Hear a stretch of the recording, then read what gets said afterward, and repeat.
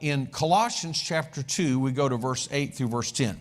So, if you know there's only one God, when you come to the New Testament, you can't change the definition of God.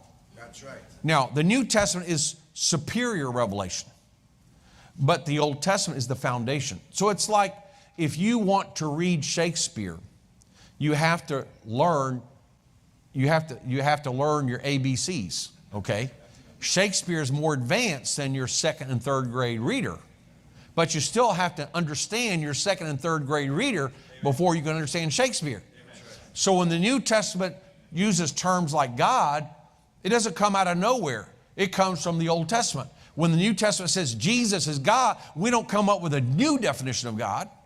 We start with the definition of God that we already know from the Old Testament. The problem with Trinitarianism, it starts from the 4th century and creeds and councils. So when you read Father, Son, and Holy Spirit, you say, oh, that sounds like the Trinity.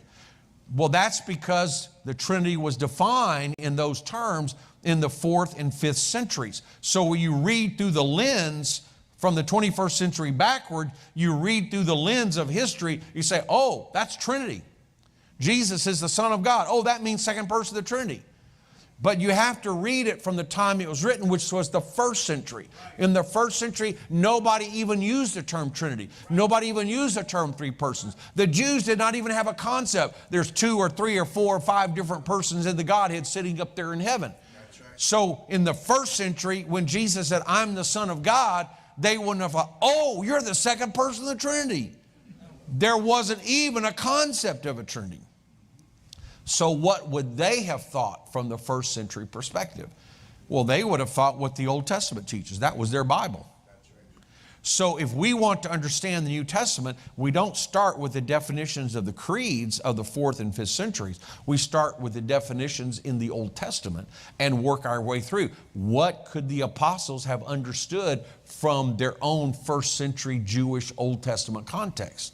Okay, so when we look at Colossians chapter 2, verse 8 through verse 10. I'd like to read this because this sets the foundation. Colossians 2:8.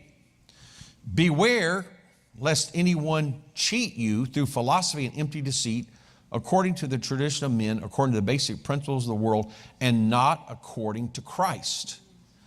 And this is exactly what's happened in church history. The doctrine of God has been distorted by philosophy and tradition. That's right. If you do a study, I don't have time to go into it, but the whole doctrine of the Trinity started off from Greek philosophy.